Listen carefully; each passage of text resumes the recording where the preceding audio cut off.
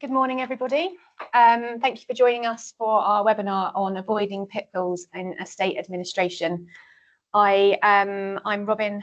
I head up the estates team here at Harrington Carmichael. This is my colleague Bridget Bailey, who is a solicitor in the estates team too.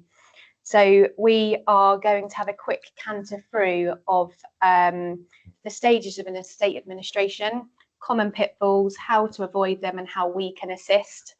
As well as just noticing some of the risks that you possibly could prevent happening. We will start, this is a bit about us. So we are a private wealth and inheritance team. Our office is in Farnborough and we have offices in Ascot and Reading as well. We carry out all types of private client work, court of protection, elder legal services, inheritance tax planning, lasting powers of attorney, probate and estate administration, wills, trusts and estate planning, and wills and probate disputes. So everything, but today we will focus on estate administration. Bridget. So just an overview of the key stages of sort of your average probate. So this is just a quick whistle-stop tour. So we'll go into more detail. But first, we identify the date of death values of the assets and liabilities of the individual that's passed away. On receiving those values and sort of looking at the circumstances of the will and the background of the person that's passed, we'll then decide whether inheritance tax reporting is relevant and whether we need to draft the inheritance tax forms to be submitted. Then again, if relevant, we'll then organise the paying of the inheritance tax. Following this, so by the time you've submitted the inheritance tax forms, about 20 working days-ish, and we'll receive a code where then we can apply for the grant of probate or potentially for an intestacy and letter of administration. Following that, 16 weeks or so, receive the grant where we can then start collecting any assets and paying any debts. At this point, we can then look at the estate to see whether any income tax is due or any capital gains tax needs to be reported. And then right at the end there, and then read the will or look at the intestacy rules to decide whether the estate needs to be distributed. So in terms of who is responsible, the duties are associated where there's a will with the executor to carry out these processes, and where there's an intestacy, that's the administrator. So the first common pitfall is valuing your assets for inheritance tax purposes, especially where there is tax to pay. So a lot of people don't write off to the banks and get formal date of death valuations and balances for estate accounts. They'll just take current values. That means that you're not reporting the correct date of death balance in the inheritance tax account. It could mean later on that you're not paying enough inheritance tax and you have to do corrective accounts. So it's very important that you are valuing the asset as at date of death. You're writing off to investment providers to get formal date of death valuations. Lots of people use statements that are not date of death, and it could create lots of difficulty later on. Property values, often lots of people will go and get estate agent valuations. Estate agents tend to go a little bit higher. So you can use an estate agent valuation, but it's more likely than not that the district valuer will get involved from HMRC to query your probate valuation that you've provided for inheritance tax purposes. So where there is inheritance tax to pay, we would recommend you going getting a formal date of death RICS valuation from a surveyor, because it's less likely that HMRC's nasty district valuer will come involved and ask you to pay more tax. So next, inheritance tax reporting.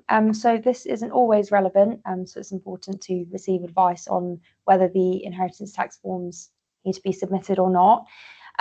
This can be done online. It looks fairly simple as there is a lot of guidance on the forms. However, it is quite a large document and not all the forms are necessarily relevant. So everybody, well, maybe not everyone, but the main form that people hear of is the IHT 400.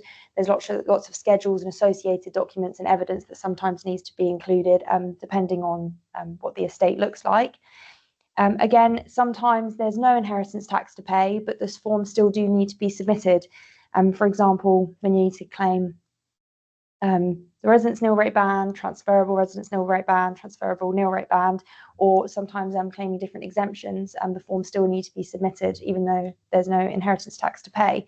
The timescales for submitting these forms to HMRC, they need to be submitted within a year before the date of death, otherwise you can receive a penalty for not doing so. And like I said prior, on submitting the forms, and there's then up to 20 working day wait to receive the code before you can move on to the grant of probate application.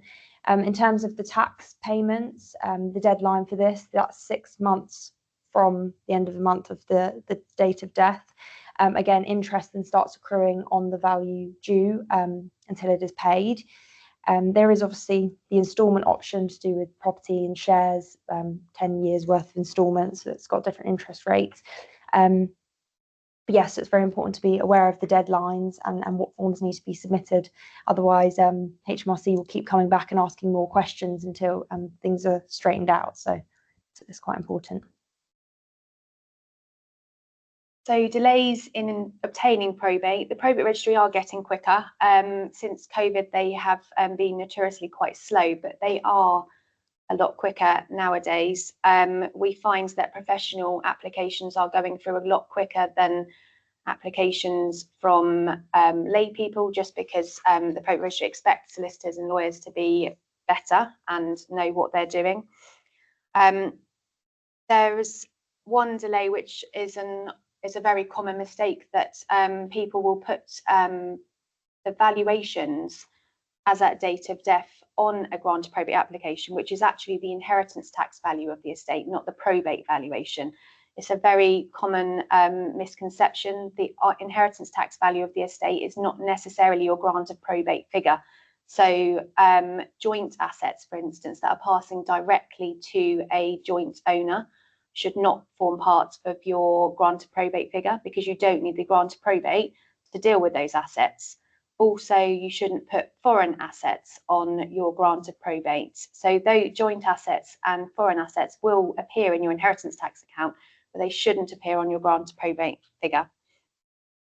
Another misconception is that where a will appoints 4 or 3 or 4 executors, not everybody needs to take up that role as an executor.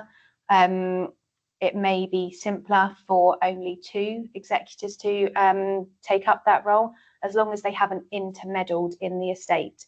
So you can either have an executor renounce or have power reserved. So it's not always automatically necessary for all executors named in the will to take up that role. There may also be issues with the will. So if a signature's shaky, if there are missing legal clauses, or the clause numbers in the will don't match up, if it's not in good condition, if there are incorrect deceased details, or if the staple has been taken in and out of the will. So where there are general issues with the will, you need to provide an affidavit. Often not everyone knows that that is needed. They'll send off the application to the probate registry, and the probate registry will send your application back. It gets then put in a stop queue and can take much longer time. There are different types of grants as well, so you just need to be wary about what actually you are applying for. Intestacy applications also, some of them still have to go by post, some can go online, so it's wary about what can be done online and what has to be done on paper, and following the probate registry's protocol on that.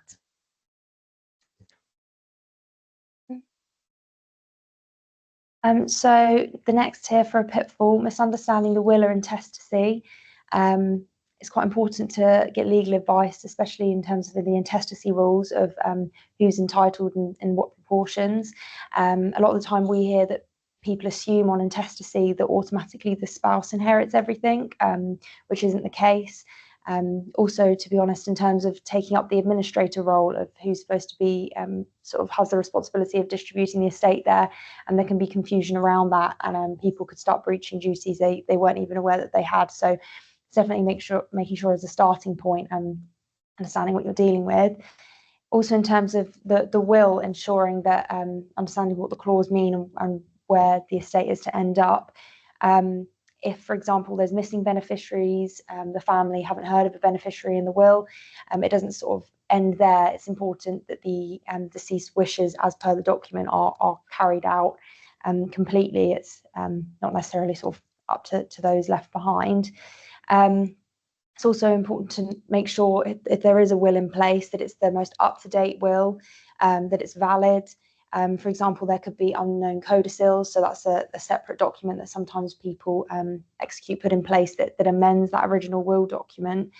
And sometimes, depending on how the will's drafted, especially with home wills, it could be that part of the estate actually isn't dealt with properly, and it's partially an intestacy. So it's important to know what type of grant in that instance that you would be taking up. So yes, just ensuring that you're keeping with the duties there and following the right rules and not accidentally going down the wrong road. So failing to pay debts or taxes before distributing the assets, again, it's a common mistake that executors without legal advice are doing. You usually would have to pay all debts and all inheritance tax before distributing anything out of the estate. An executor should consider, and we strongly recommend that they place Section 27 notices in the local paper and the Gazette. That protects the executor from becoming personally liable for unknown liabilities later coming out of the woodwork when they've actually distributed all the assets and they can't get the money back from the beneficiaries. Also, has the executor done a will search just to make sure to double check that is definitely the last will and you are following the last will in terms of where the estate should be paid to? Have you also done an asset search to check that you have uncovered all assets and all liabilities? So generally, you just have to be aware of the 10-month period for disgruntled beneficiaries claiming under the Inheritance for Inheritance Family for Family Independence Act 1975. Are there any disgruntled beneficiaries out there that could make a claim against the estate?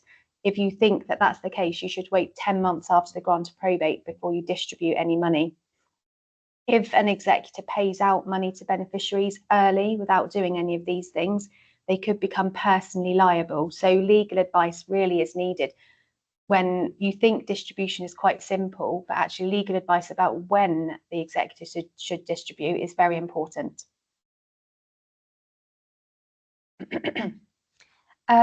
So the next one here, poor record keeping and lack of transparency. So it's really important in your role as executor to make sure that you keep a detailed set of estate accounts. That's to ensure that there's a list of all the assets, all the liabilities in the estate, the income that's been received, the changes in the estate, that if it's either increased or decreased from that sort of original date of death position, and altogether overall just how those values to be distributed have been calculated. It's really important to sort of have yourself to make sure that you're showing you've abided by your duties as an executor, and also so the beneficiaries are aware of how that value has been calculated. It's important to also regularly communicate with the beneficiaries and keep them up to date with the process, where you're at and sort of what's going on, especially to do with the sale of certain assets. So for example, if it's the property needs to be sold, consulting the beneficiaries to make sure they're happy with the value that it's being sold for in comparison to the value received at date of death, and make sure everyone's happy and in agreement. Of course, it's the executor's choice there, sort of the value of property sold, but it's just making sure everyone's on the same page and there's transparency. So income tax and capital gains tax reporting is often missed because an estate is its own entity for income tax and capital gains tax.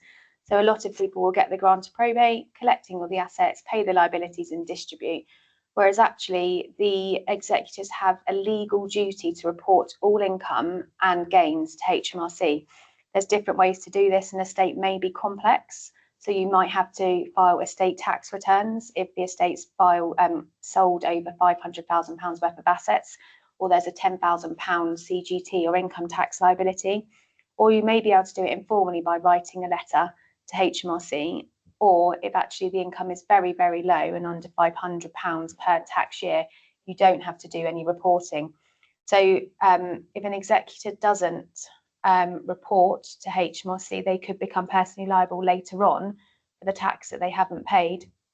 In addition, if there is a property in the estate and it's sold for a gain as against its inheritance tax valuation, the executor must file a capital gains tax property disposal return. That must be filed within 60 days of completion of the sale of the property. And this can be done online, but the process is extremely complex. Again, if there are trusts involved, the government's new trust registration service is extremely complex, and a lot of estates which are falling beyond the 2-year period. So if you have an estate which is still being administered 2 years after date of death, you have to register their estate with the trust registration service. Or if there's a property in the estate and it's owned by different beneficiaries and your executor, then it must also be registered as well. We also advise executors to get formal clearance from HMRC of the income tax and capital gains tax position in case they later come back, which HMRC later come back, which we have known them to. So again, I've sort of covered this before, but making sure that you distribute in accordance with the will or the intestacy rules. Sometimes we have situations where people go, oh, you know, we haven't heard of this person in months. They weren't around for mum and dad near the end, but it's just making sure that the correct rules are followed, just to abide with your duties and make sure that the law is being followed. So yes, any questions, definitely go seek legal advice just to make sure that the estate is going to the people as it should. Another thing is there's been a rise in everyone using AI now, which is a really great tool when it's needed. However, it's just being aware that AI isn't legal advice. Sometimes it's actually American or a couple of years out of date. So while it can be a good tool when it comes to legal things, actually the how detrimental it can be if things go wrong, it's better just to do things properly. I mean, we've even tested AI a couple of times just to see what it comes up with, and it's missed quite important stages. So yes, while it is an exciting tool that everyone's using at the moment, it definitely shouldn't replace proper legal advice and shouldn't be relied on. So yes, just to keep in mind. I think the key takeaways from today: plan ahead, keep clear records, and seek professional help early.